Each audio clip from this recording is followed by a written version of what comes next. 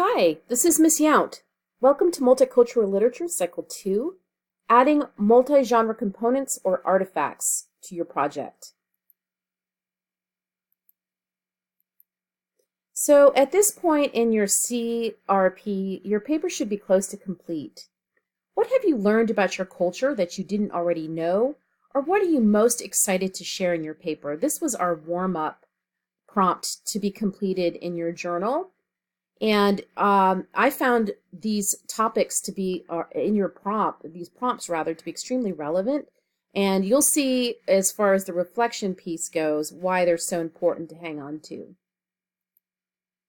So for review, we talked about your MCRP Works Cited page last week. And so far, the following items are due. We have your Google survey where you submit your topic. We have the 3 BrainPop activities, your MCRP outline, your MCRP first draft, and then your Works Cited page. So for today's objectives, today you'll be able to learn what a multi-genre artifact is and review the different options of multi-genre artifacts that you can incorporate into your own MCRP. What exactly is a multi-genre artifact? Now that you have the basics of your CRP completed, your outline, first draft, and Works Cited page, it's time to take things up a notch. You'll be using this week to turn your standard 5-paragraph essay into a multi-genre research project. What is multi-genre? Multi means more than one thing, and genre means type or different categories. Today you're going to learn how to include the several different types, 3 to be exact, of additional genres of literature into your existing paper, in order to make it a more personalized and more in-depth project. How many multi-genre artifacts do you need to incorporate into your CRP? Well, hopefully you've remembered that it was 3. You're going to include 3 additional genres of literature into your existing paper in order to make it more personalized and in-depth. Your MCRP is highlighting your culture.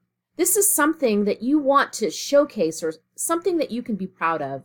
Incorporating additional genres of artifacts allows you to highlight the exciting aspects of your culture that you'd like to draw attention to. Is food an important part of your culture? Consider including a family recipe. Is traditional dress important for certain ceremonies in your culture? Consider including images or a video. So the categories of your multi-genre artifacts have already been decided for you. It's up to you, however, to make the best choices for your individual projects. We have 3 main categories of artifacts. The first one is the visual textual. Your visual textual artifact can be any of the following. It can include images, artwork, recipes, maps, poetry. The artifact 2 category, or multimedia audio-video, can include any of the following. For videos, it can include vlogs, interviews, music video, footage of significant ceremonies and traditional practices. And then it can also include narrations, interviews, songs, poetry, readings. These will really add depth to your project. And then finally, artifact 3 is the reflection letter piece. You will receive a template with specific instructions for this required portion of your MCRP. There's a separate template that you're going to use today, and then there's a separate document that you're going to use for your final submission.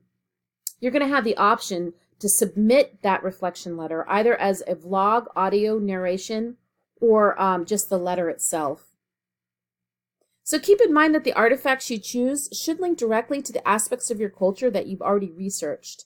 If your paper is about Japanese food, music, and sports, consider a recipe for your visual artifact and an audio-video file of traditional Japanese music for your multimedia artifact.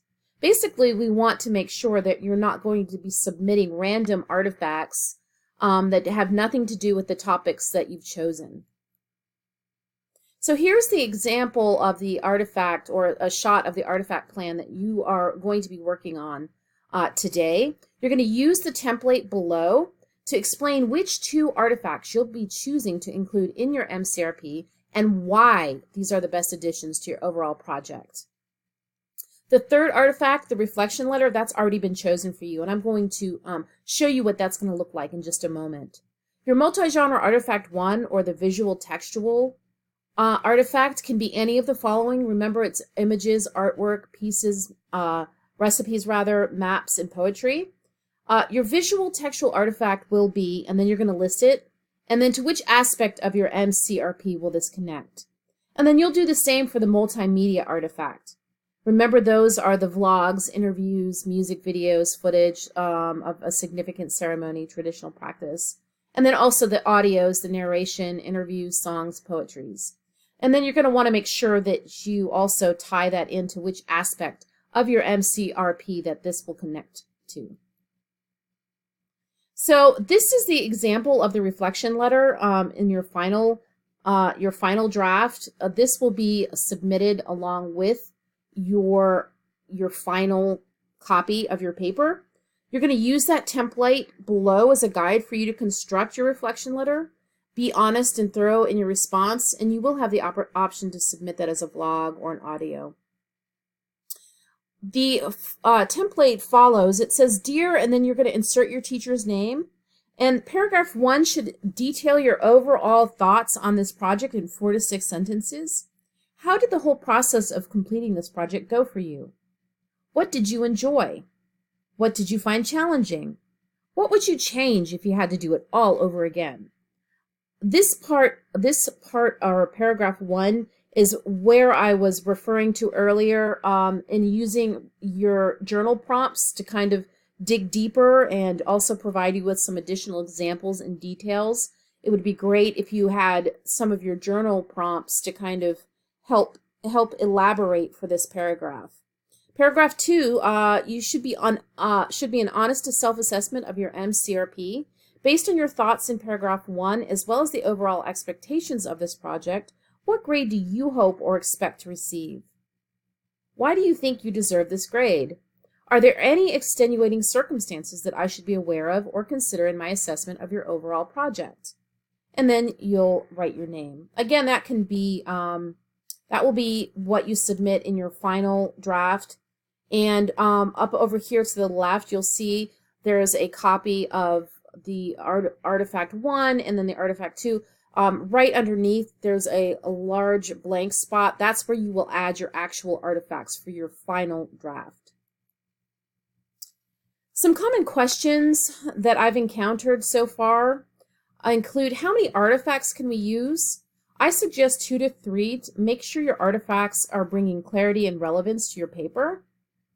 I kind of want to discourage too many artifacts. I feel like it might detract rather than add.